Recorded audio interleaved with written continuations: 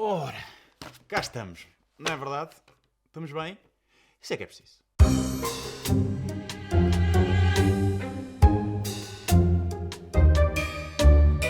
Num mundo cada vez mais global, os países são cada vez mais multiculturais, especialmente na Europa, e Portugal não é exceção.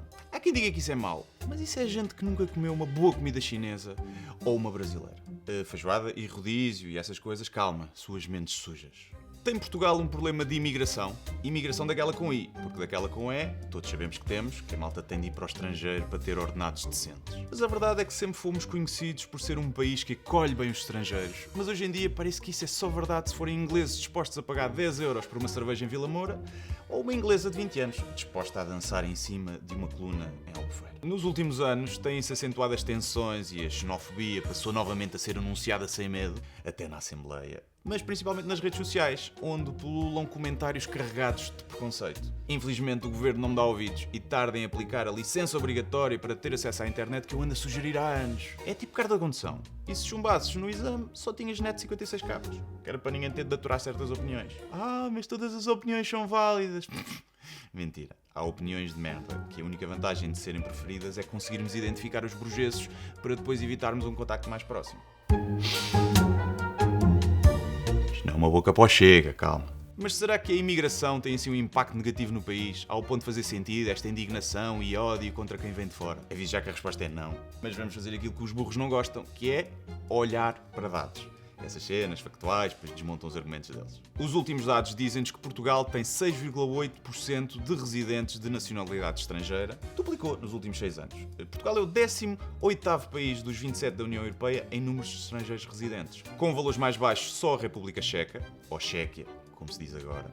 Parece uma doença venérea, não é? Fui ao médico e ele disse que eu apanhei Chequia. Bem, mas é esse, depois a Finlândia, a Lituânia, Croácia, Hungria, Bulgária, Eslováquia, Polónia, Roménia. Ora, por esta lista, não me parece que sejam todos países onde se viva melhor do que em Portugal e em que haja menos crime e assim. Aliás, o país com mais imigrantes é o Luxemburgo, onde quase metade dos residentes são estrangeiros. Por coincidência, é um dos países com melhor qualidade de vida e segurança. Estranho. Com tantos imigrantes era de esperar uma sociedade decadente e perigosa. E olhem que 30% dos estrangeiros lá são portugueses. Por isso era de esperar que passassem o dia todo no café a dizer mal e a mamar subsídios do Estado e a gastar tudo em copos e meninas. Eu posso dizer isto, porque eu sou português e se há coisa portuguesa é dizermos mal de nós mesmos. Mas se for o ministro holandês a dizer o mesmo, está o vinho verde entornado. Portanto, se calhar o nosso mal não é tanto dos estrangeiros, mas sim dos portugueses que nos governam. Não sei, isto sou eu, mandar para o ar, eu nem dei isto na escola, porque eu tirei engenharia. Eu não sou daqueles cursos de brincar, tipo Sociologia e outras humanidades. Bem, mas vamos aos países de origem dos imigrantes em Portugal. Qual será a nacionalidade que mais importamos? Castanho não é nacionalidade, calma. Mal também racista, que nem sabe que a cor não tem nada a ver com a nacionalidade e que há portugueses de todas as cores, até meio roxo, ali no Sistema Nacional de Saúde, à espera de uma operação há 3 anos. Bem, mas a maior comunidade estrangeira em Portugal é a de brasileiros, com cerca de 230 mil. Faz sentido, falam a mesma língua, mais ou menos, vá. Quando ouvem alguém dizer que comeu línguas de viado, acham muito estranho, especialmente os bolsonaristas.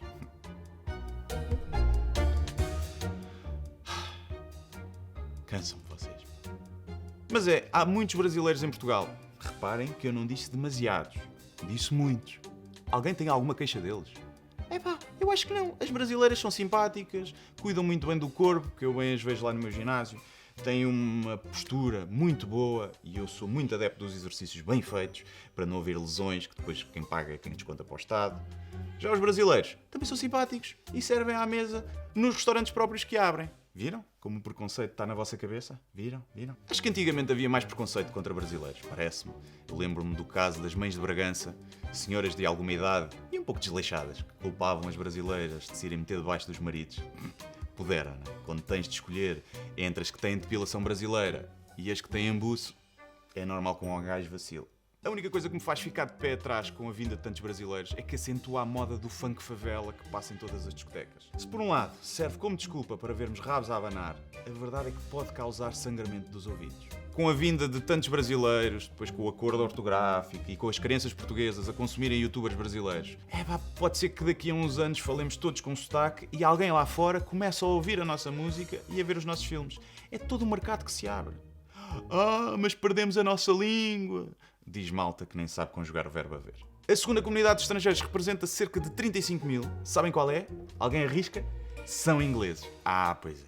Aposto que desta não estavam à espera. Mas estes nem vale a pena falar muito, porque são mais brancos que nós, vermelhos até, às vezes, e têm mais dinheiro. Por isso ninguém se queixa, a não ser quando se embebedam e partem cenas no Algarve, mas isso, nunca vemos os políticos a fazer caso. Não é?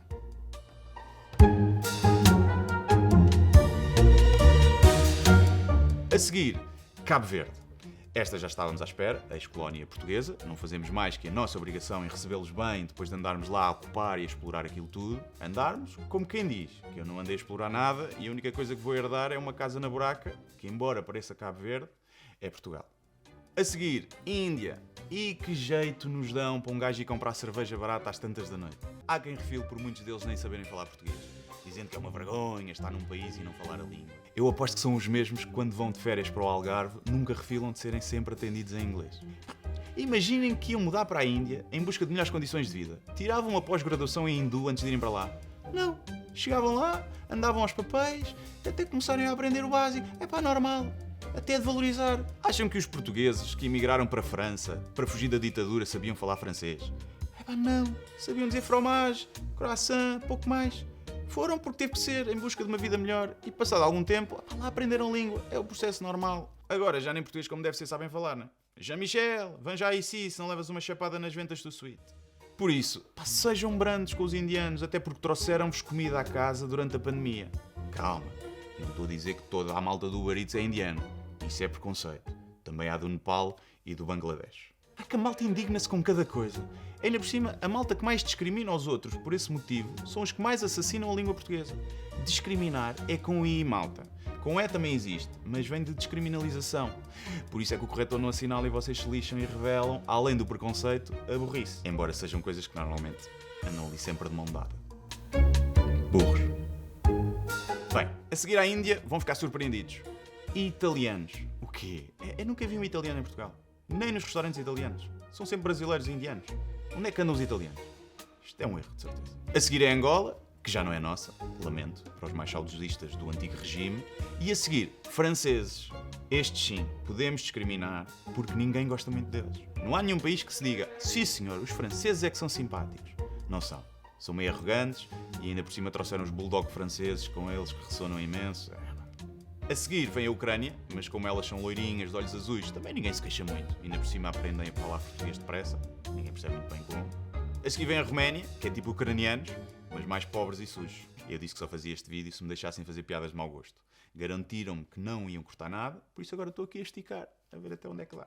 Em 10º lugar vem o Nepal. Ninguém sabe distinguir bem dos indianos, por isso não vale a pena acrescentar mais nada. Já viram que se olharmos para as nacionalidades sobre as quais mais ouvimos malta a queixar-se, há uma espécie de padrão. Teremos um problemazinho de xenofobia seletiva, um racismozinho. É que quanto mais escuro, parece que mais discriminação sofrem. Reparem, ingleses, franceses, está-se bem. Ucranianos, coitadinhos da guerra, se fossem sírios, o que se diria? Brasileiros, um gajo já começa a torcer o nariz, são um bocadinho mais morenos e tal. Indianos e nepaleses, até já temos nomes específicos para eles e tudo. Depois chegamos às ex-colónias e já se sabe que é para voltarem todos para a terra deles. Eu nunca percebi. É que diz-se que o berço da humanidade foi em África, por isso acaba por ser a terra de todos nós. O resto são só linhas imaginárias inventadas por reis e governantes ricos, à custa de guerras e sangue dos pobres. Foi profunda esta, hein? Chupa, Chagas Freitas. Aposto que esta parte vai ser cortada, não é? Felizmente, em termos de xenofobia, as coisas começam a equilibrar-se. Também começamos a ter algum preconceito com os estrangeiros ricos que vêm para cá reformar-se e trabalhar remotamente e lixar-nos as rendas das casas. E não deixa de ser engraçado que a malta que se insurge, e bem, devido à xenofobia contra a malta desfavorecida, depois sejam os primeiros a discriminar estrangeiros que têm mais dinheiro do que eles.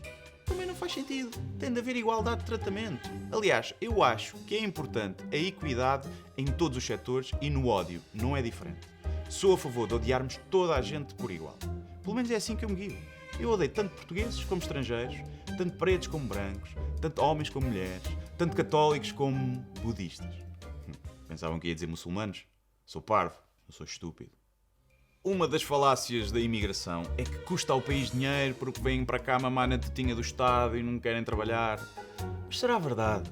Ora bem, parece que em 2020 o saldo da Segurança Social entre contribuições de estrangeiros e as prestações do sistema foi de mais de 800 milhões de euros. E em 2022 foi de cerca de 960 milhões. Isto é o valor líquido, limpinho, tirando já o que se gasta com eles. Estranho. Então, mas eles vêm para cá viver à nossa custa e depois, afinal, ainda contribuem com mais dinheiro para a Segurança Social do que aquele que gastam? Algo de errado não está certo. Por falar nisso, vamos falar um bocadinho do rendimento social de inserção? Vamos sim, senhor, que o vídeo é meu. Em janeiro de 2023 havia cerca de 195 mil beneficiários do RSI. O número mais baixo em 17 anos, que chegou a ser de 400 mil em 2006. Filho da mãe do Sócrates. Lá porque ele andava, alegadamente, a mamar, queria que todos mamassem para disfarçar. O quê? Então isto quer dizer que a malta não se agarra ao subsídio para sempre e até prefere ir trabalhar e ter uma vida digna do que viver da incrível mesada de 200 euros do Estado? Não acredito. Então 200 euros dá para um maço de tabaco por dia e ainda sobra algum para o café. E toda a gente sabe que são esses mandriões cheios de vícios que mamam o RSI. Ou talvez não. É que 1/3 do RSI é pago a crianças, que, salvo raras exceções, não têm grandes vícios. Eu tinha, em Cerelac. Mas a Cerelac está cara. E a de marca branca não vicia tanto, toda a gente sabe. Depois, 53% é pago a mulheres. Não me parece relevante esta estatística. Uma coisa são crianças, que não podem trabalhar, porque infelizmente não somos um país evoluído como a China, que ensina às crianças, desde pequeninos, o valor do trabalho. Normalmente esse valor é uma taça de arroz, em troca de fazer componentes eletrónicos.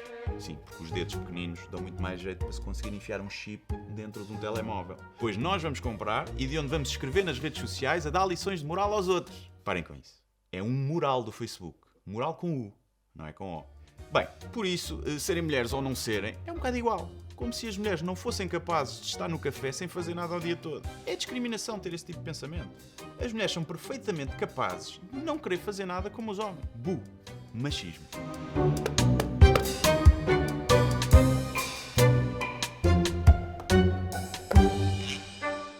Bem, vamos aos ciganos. É um tema quente, por isso tem de ser. Vamos a isso. Os beneficiários do RSI de etnia cigana são 13 a 6% no total. Vamos admitir o valor intermédio de 4,5% para facilitar as contas mais à frente. O total de ciganos em Portugal é cerca de 50 mil, mais ou menos 0,5% da população. Ou seja, percentualmente, há mais ciganos a usufruir do RSI do que o resto da população. Até podemos não esconder os dados todos e dizer que são cerca de 9 mil ciganos a usufruir do RSI, ou seja, 18% da população cigana. É alto? É, mas não são todos, nem a maioria, como alguns nos fazem querer parecer. Agora, se olharmos aos dados que apontam que 95% da etnia cigana vive abaixo do limiar da pobreza, até nem é mau. Se calhar até deveriam ser mais a usufruir. Sim, porque o RSI existe para mitigar a pobreza extrema. Há gente que se aproveita, claro, mas a verdade é que deixar que alguns, ciganos ou não, se aproveitem do sistema sairá sempre mais barato do que fiscalizar tudo à bruta. Não dá, sai caro. E em termos absolutos, haverá mais não ciganos a aproveitar-se do RSI sem necessidade, não tenhamos ilusões. E lembrem-se que os mecanismos sociais para pessoas na pobreza também dão jeito a quem não é pobre. É que retirando apoios sociais, a criminalidade aumenta, está muito mais reprovado. Portanto, se querem andar à vontadinha na rua, também tem o seu preço. A verdade é que os ciganos são das minorias mais discriminadas em Portugal e no mundo inteiro. Há culpas de ambas as partes. Não sou hipócrita, e acho que sim, acho que tem de haver vontade de integração de ambos os lados. Mas acho que são as maiorias que têm sempre de dar o primeiro passo e mostrar a abertura. Por exemplo, acham que os ciganos recebem muitos pedidos de entrevista para empregos?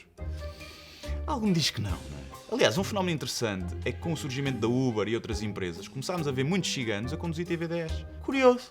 Nunca quiseram trabalhar e agora lembraram-se? Ou era gente que queria trabalhar, mas ninguém queria empregar um cigano? Pois é, fica para pensarmos.